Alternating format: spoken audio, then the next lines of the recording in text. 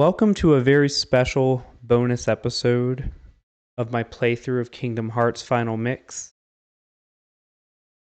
If you're new to the channel, I started playing Kingdom Hearts in May of 2022, and at the time of recording this, it is January of 2024.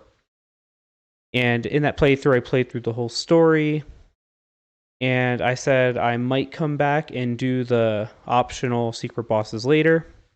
And I decided to grind levels and give it a shot.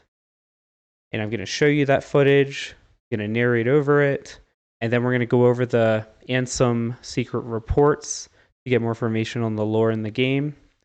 But before we get to that, I did attempt to fight Sephiroth one time during my playthrough. It was in episode 28. I was not ready, and I'm going to show you a clip of that now. The game's not going to tell you, but this is Sephiroth, One-Winged Angel, and he's gonna mess me up. He's gonna mess me up. He's gonna mess me up so bad. You have no idea.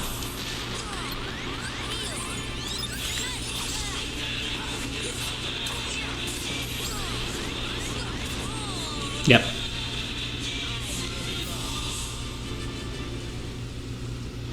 That's something I should not do until after I'm done with the game.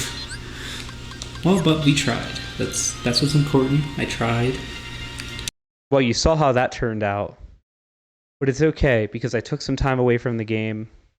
I grinded levels, and I took on all 5 secret bosses and beat them. And here that is right now. Alright, so we are at Aladdin's house, and to start the first boss fight, you have to talk to the carpet because it's worried about something, and you get taken to the field where you're going to encounter Kurt Zisa.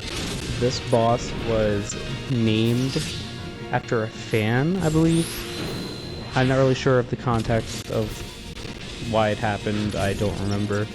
But anyways, my strategy going into this is you first have to hit the orbs on the arms of this. And you can see me taking down the health. The health bar you see in the corner is just for that arm. The other arm has its own health bar. And you can see me, I am working on taking them out. Doing some damage, but I have Donald and Goofy to help me out a little bit. And it jumped away. You still gotta take out the arms. This isn't where you do the real damage. And one arm's out. It drops a bunch of health orbs and MP, I believe. No, it's just health orbs there. Take it out, then you can just wail away with the Keyblade. I'm trying to tell which Keyblade I was using at the time of this fight. Also, the quality is a little rough. My internet was doing a bunch of things this day.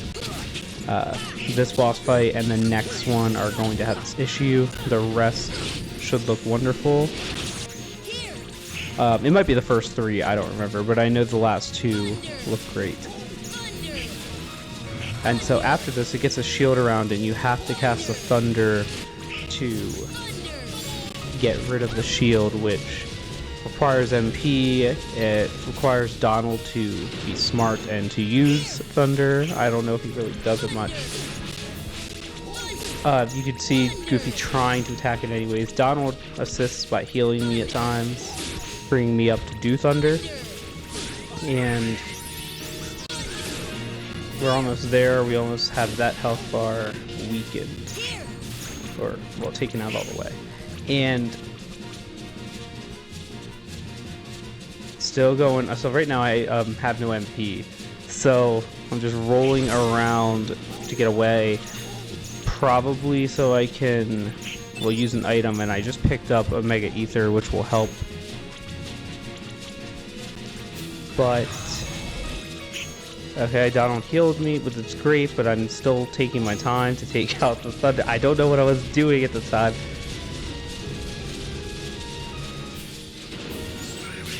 I'm hoping that Donald will just cast it and take out the shield. Doesn't seem to be happening. I finally casted it. I didn't catch when I got the MP to do this. And anyways, this is where you can go to town and attack him. And we might be able to finish the fight here, and no. Zisa got the standing up again. So now you have to take out the arms again. It's pretty much the same process as last time, except sometimes does some really annoying attacks. I'm kind of waiting for them to happen. That's that spinning thing, the other spinning thing, and that one. I sort of figured out through this fight how to dodge some of them. It's the one where it's spinning, like, not sideways, but up and down. I've kind of got that one figured out. The other one was a lot of trouble. But we already have one arm taken out, and so that's the spin I struggle with. This one's not as bad.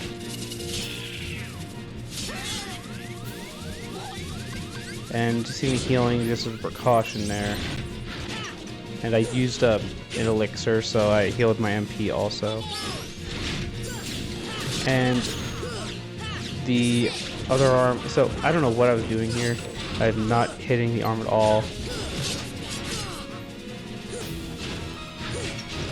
And doing the spinning thing again. He's not gonna hit me with that one, but he might hit me with this one. No, I dodged it, I went in the slope, I got hit by that. But I just wait for him to stop. And trying really hard to get this last arm taken out. You see me use that potion again. I dodged a tough spin. I'm trying to use the pillar to shield me, but you can't go around it. And all I gotta do is take out this arm. I got smacked there, but I took out the arm. It's fine, I get health. Now you just wail away. He doesn't have much health left, and Zisa is defeated.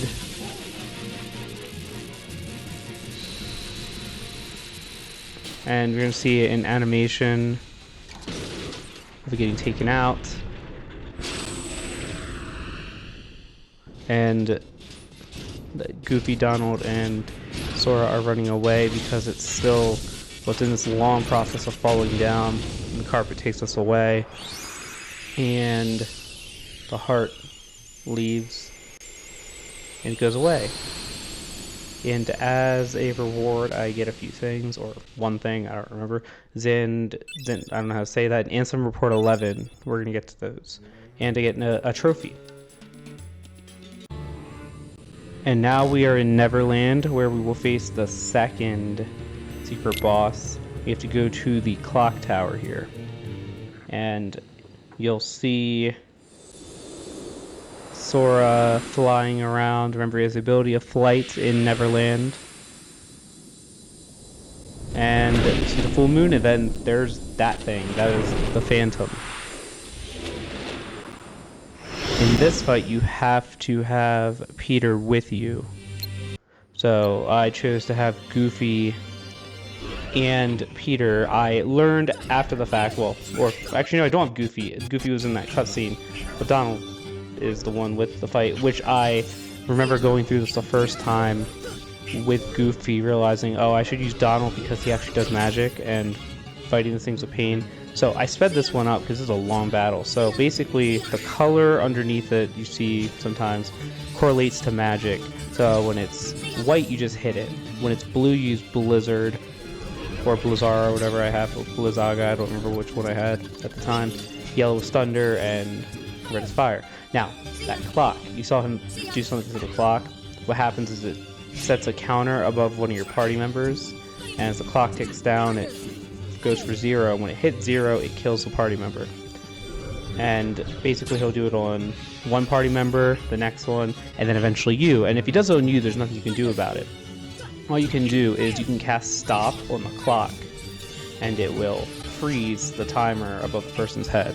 And then later the Phantom will come back to the clock and restart it like you just did there, and it'll continue the timer. So basically your clock is ticking down to to basically outlasting your like party members. They're gonna run their clocks out, and then hope that you don't get the clock set above you and running out too fast. So I don't put too much of a priority on stopping the clock when it comes to my party members. I probably should have,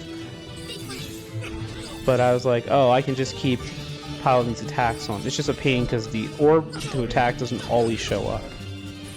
See, like, it shows up there. I'm running around the clock to avoid attacks because he does this one attack that kind of follows you.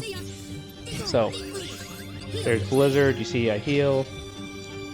Donald's already down, and now, and so is Peter. And so he set the clock above me. So now I'm freezing it, and see 10 is above my head. So what I do is I'm hitting freeze. I paused. I don't remember why I paused at this time. I was doing something else. I was like listening to music or a podcast or something while I was playing, and so I paused. I don't know why I did. I think it was just to think. I don't know. And so I'm kind of flying to the other side to not only avoid the tracing attack, but I'm waiting for him to start the clock so I can immediately stop it. And he doesn't, so I continue to attack. You see he still has about 1.5 bars left. I paused again. I don't remember why, but it doesn't last very long. Maybe I'm answering a text or something. I don't know. When I was playing this, I was recording the gameplay with the plan to cut stuff. So there goes more hitting. This battle is very just repetitive and drawn out. So he starts the clock. I'm down to 6. If this is 0, I lose. There's nothing you can do to get rid of that, to bring the number up. It's ticking down. It's ticking down. When he starts the clock again, it's gonna do it. And also, you cannot bring back your party members. They don't come back either. So it's up to me to finish this fight by myself before that clock runs out. I also have to worry about his actual attacks, which do exist. You can see just under a full bar left. I get the clock at 3. Now, the next, arguably, because you know the first time went from 10 to 6, went from 6 to 3. Next time he starts this clock, I need to be on it.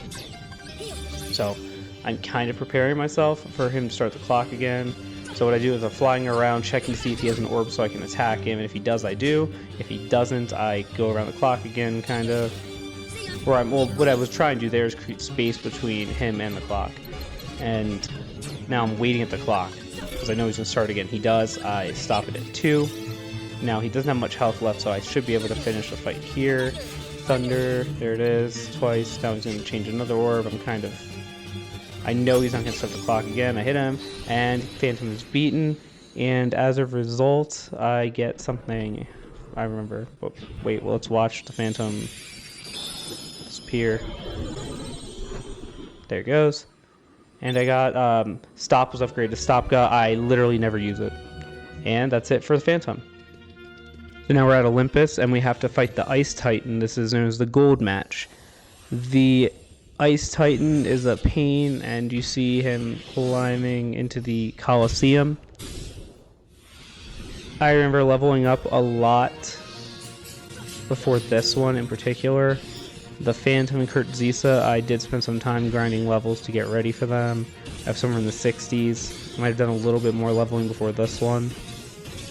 And so what you're doing, this one's sped up also, but I think it'll be better quality than the last 2 fights, is he shoots these shards at you, and if you parry them at the right time, they reflect back at it. That's pretty much the only way you can attack it for now, I think. So I'm not really using any magic or anything, or Keyblade attacks, other than to heal and maybe cast Arrow, which reduces damage. But I'm kind of waiting for the things where he shoots the shards at me so I can reflect them back, and sometimes you can get 5 of them back at the Ice Titan. And so this is a very repetitive one, that's why it's sped up, and you get tech. And then now he's down, so now you can, go with the Keyblade, but he's got a couple health bars. And so back to this and repeating, just block what you can. You're going to get hit by some. I'm not perfect with it. I'd argue you could probably dodge some of them and only do ones like where they converge in one place like that. But you have to also be wary of other attacks, and something happened there, I don't know. But sometimes you can deflect 5 of them and 5 more. I'm getting what I can. I'm just taking damage. I don't care at this point because I can just heal.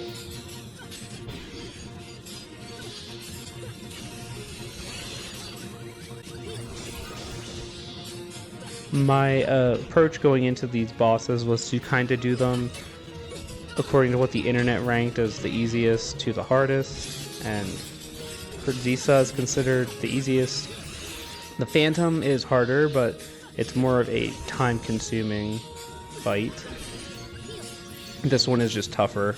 You have to be good at parrying, which is probably something I don't think I did at all during actually playing the game. I don't remember.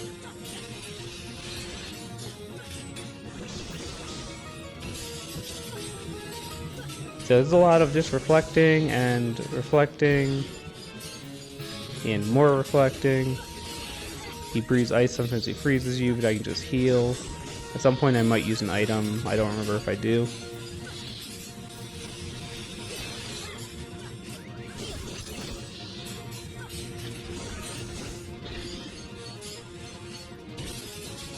I'm also not really casting arrow myself. I think my thinking at the time was rather use it to heal. And those 5 bring him down, so I can go hit him some more. It's not doing a lot of damage.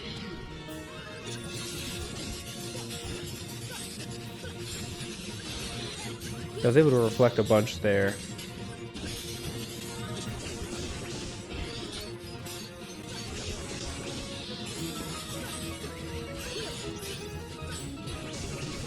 Alright, we got him to his last 2 health bars, I think.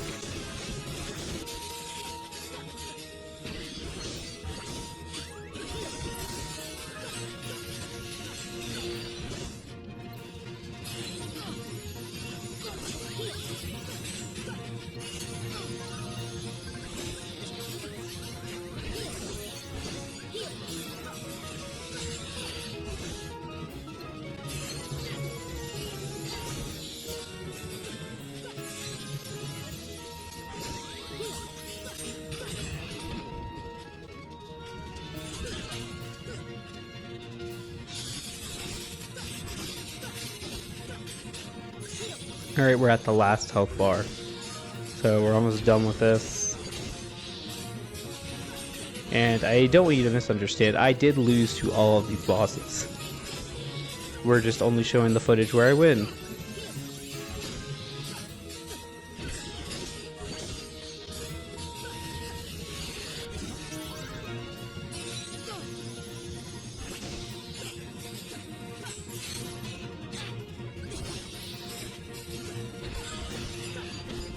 And this could be the end. No, he gets up really quickly.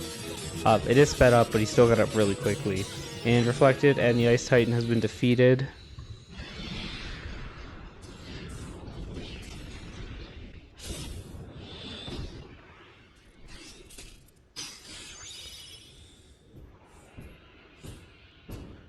I don't believe he's considered a Heartless, but then you see Soros, well, tries to stomp on him. He runs away. Earned Diamond Dust Keyblade. And the trophy. Alright, so now we're at the castle at Hollow Bastion. And you have to go through this mysterious portal where you will fight the character that is labeled as unknown. And you will see them follow behind Sora and walk through them. And a flurry of words that I'm not going to read are on the screen, but when this person speaks, you don't hear it, so I'm going to read that.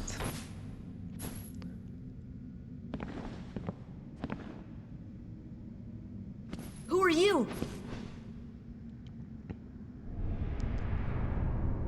Ah, it seems you are special too. Ansem? That name rings familiar.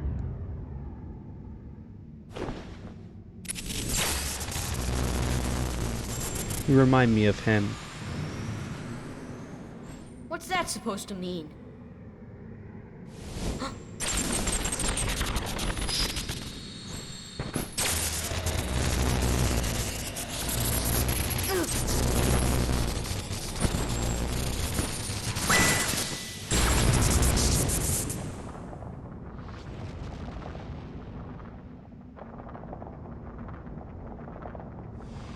It means you are not whole.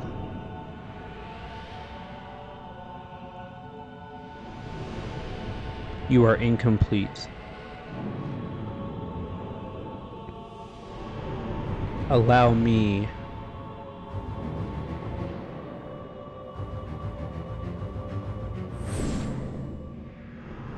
to test your strength.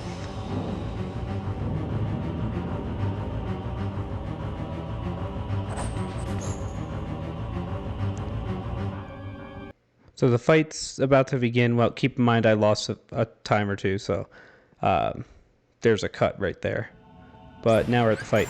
So before I talk about the fight itself, people who are familiar with the series can deduce who this person is and who he's referring to when he says, you know, you remind me of him, you are incomplete, all that stuff. It will make sense later, but not in this game. So for now, we're just gonna fight this guy. So my strategy, and I say guy, but we don't actually know if this is a male or female. At this time, again, I'm doing the series playing dumb that I don't know what happens later. So anyways, I know I'm saying him, so you can assume it's probably a guy. But anyways, I did not really follow a guy for this fight. I was just attacking relentlessly. Putting on arrow and attacking. Constantly, and I'm just tearing down those health bars.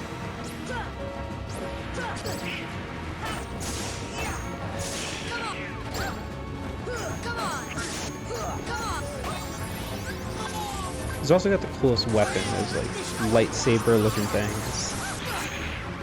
Now this move, I was like, I can't really get close, so I'm just gonna run away. The first time I tried this, I resorted to using summons, thinking they would help me, and they did nothing.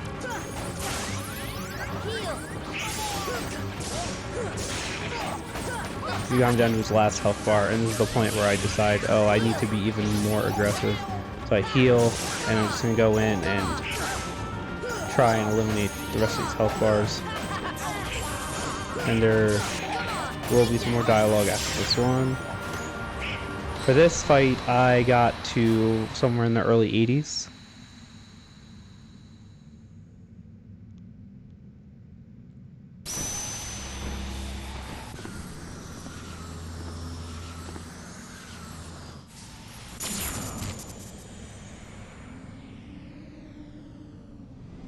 Impressive.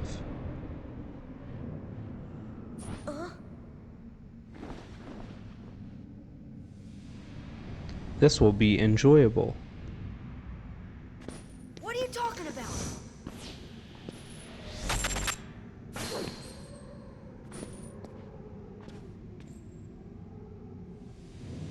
It is beyond your comprehension for now. Until we meet again. Wait, what are you? I am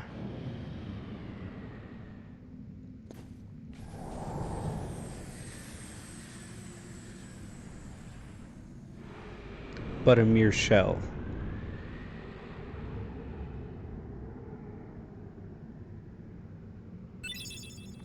Alright, and that's it for that. We're about to jump to Sephiroth. And questions will be answered later. So we're at Sephiroth now. Platinum match. I probably showed it earlier, but episode 28, I attempted this when I was way under leveled and got destroyed. And now you're going to see the one where I win.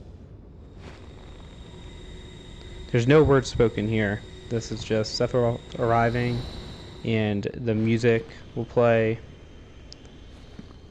And I failed this a few times. I tried to follow a guide. The guide kind of gave me some help, but I didn't really go by what it was telling me to do for this one.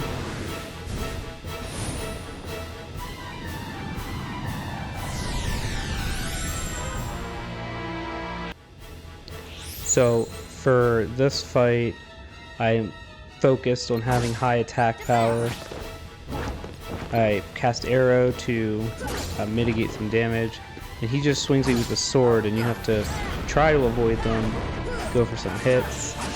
When you try to hit him or you get too close, he brings flames up, and I'm trying to avoid him, but I don't really get to.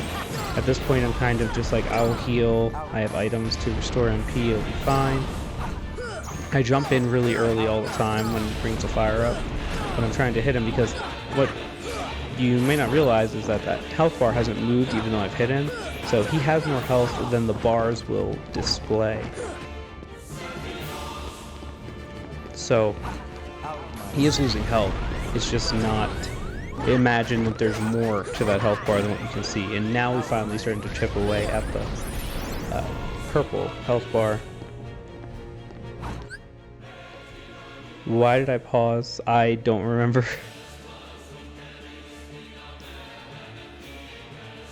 But I'm paused, I guess. We need to see this through, I think. I was looking up something, and so back to the fight. Get some swings on him, and we're chipping away at that purple health bar. Pretty fast when you get hits on him.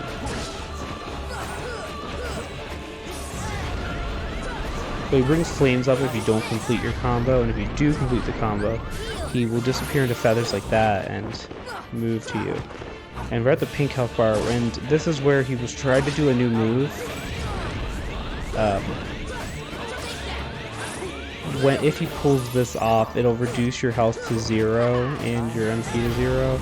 Well, I have a skill attached, so I won't die. I'll be at 1 HP, but I interrupted it before you can even see it even try to take shape, if that makes sense.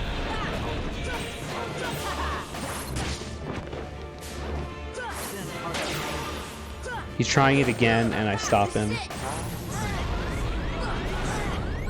That move is the one the move that he's attempting is the one that took me out every time. And at this point, this is the furthest I've made it into any of my fights with him. We're exposing that last green health bar, so I'm getting close.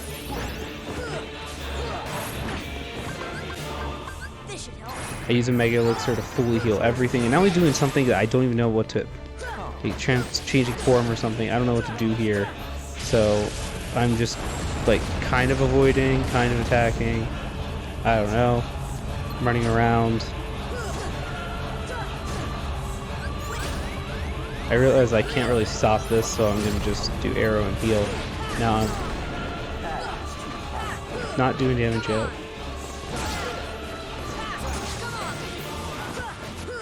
Okay, now I'm doing damage, so he can be attacked in this state. And we're almost at the final health bar.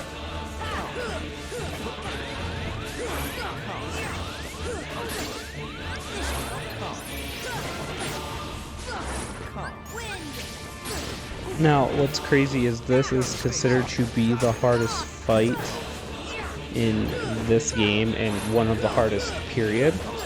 And I found this to not be bad at all. I don't know if I just got lucky, or maybe I'm being in the 80s, I'm over leveled. I didn't have the ultimate Keyblade either, but he's about to cast the he successfully casts a move that reduces everything, and I managed to sneak a heal in. I just need to hit him one more time and it's over, but he's still raining damage on me, so I use a potion.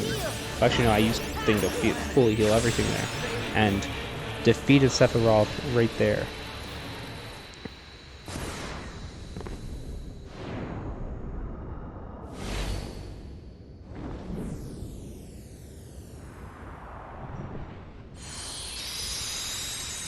And so he is defeated. This is my coverage of the boss fights. Stay tuned because I am about to go through the Ansem Reports.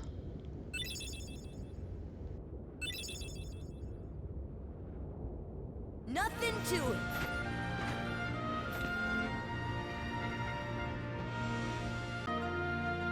Alright, so now it's time to read the Ansem Reports. We unlock these throughout the game, and get the last handful of them, you had to beat the secret bosses, as you just saw. So we're going to read these so we get a better idea of what was going on during the game and what has been going on that we didn't already know. This can be confusing, not really going to decipher it. You will just have to see how everything plays out throughout the rest of the series. So we'll start with Report 1. Much of my life has been dedicated to the pursuit of knowledge. That knowledge has guarded this world well. Not a soul doubts that. I am blessed with my people's smiles and respect. But though I am called a sage, there are things I do not understand. I believe darkness sleeps in every heart, no matter how pure. Given the chance, the smallest drop can spread and swallow the heart. I have witnessed it many times. Darkness, darkness of the heart. How is it born? How does it come to affect us so? As ruler of this world, I must find the answers. I must find them before the world is lost to those taken by the darkness.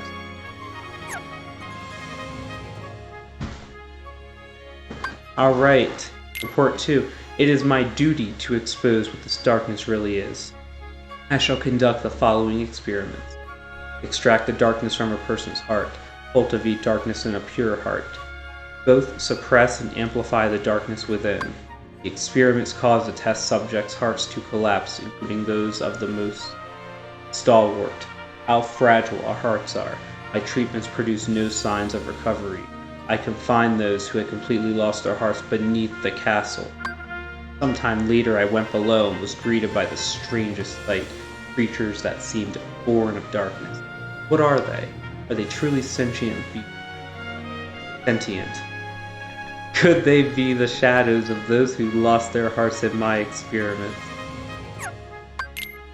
The shadows that crawl beneath the castle, are they the people who lost their hearts, or incarnations of darkness, or something entirely beyond imagination? All my knowledge has provided no answer. One thing I am sure of is that they are entirely devoid of emotion. Perhaps further study will unlock the mystery of the heart. Fortunately, there is no shortage of test samples. They are multiplying underground even as I write this report. They still need a name. Those who lack hearts. I will call them the Heartless. What a creative name. The Heartless appear in groups and are multiplying rapidly. I provided them both living and non-living samples. They responded only to the living. They seem to multiply after absorbing something from the living creatures. Their prey vanishes without a trace. I believe the Heartless are taking hearts. They are born from those who've lost their hearts and thrive on hearts seized from others. The hearts taken by the Heartless become heartless themselves. Though I lack proof, I am confident in this hypothesis. I must also study their behavioral principles. Though they lack emotions, they do seem to have some intelligence. How to communicate with them? It's just occurred to me, could they be the darkness in people's hearts? Study heartless behavior. I picked one out for observation. It wiggled its antennae and, as if sensing a target, headed deep into the castle. In the deepest part of the castle, its antennae began vibrating, as if searching for something. Suddenly, a strange door appeared. I'd never known of its existence. It had a large keyhole, but didn't seem to be. So I opened the door. What I saw on the other side mystified me. What was that powerful mass of energy? That night I observed a great meteor shower in the sky. Could it be related to the door that I have opened? A massive core of energy lay beyond the door sought by the Heartless. It may well be the ultimate goal of all Heartless. But what is that energy? I have devised a hypothesis based upon my observations of the Heartless. The Heartless feed on others' hearts, and they yearn for that energy core. That thing beyond the door must be a heart too, the heart of this world.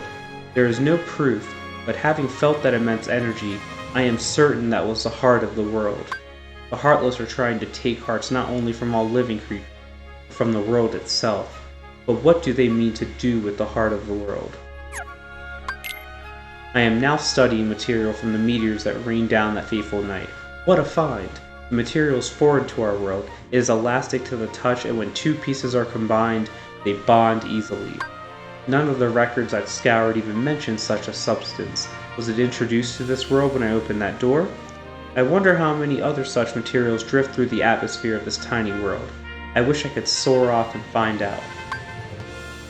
Could there be uncharted worlds up there? My curiosity never ceases to grow, but I should stop speaking of such unrealistic dreams, for now there is no way to venture outside this world. My people and I are all but prisoners of this tiny place. There is no doubt that the Heartless are deeply connected to people's hearts. Further study may unravel both their motivations and the mystery shrouding the heart. As a start, I have built a device that artificially creates Heartless. By recreating the conditions that spawn the Heartless naturally, I should be able to produce them artificially. This device is the culmination of all my research thus far. The machine's test run successfully created a Heartless. I read that so badly. This may be a step toward creating a heart from nothing. The artificially and naturally created Heartless show nearly identical traits, but the two types should remain distinct for the purposes of this experiment, so I will mark the ones that are created artificially. By the way, that would explain that heart, the symbol that's on them. Simply astonishing. Today I had a guest from another world. He is a king, and his vessel is built of the material that composed the meteors.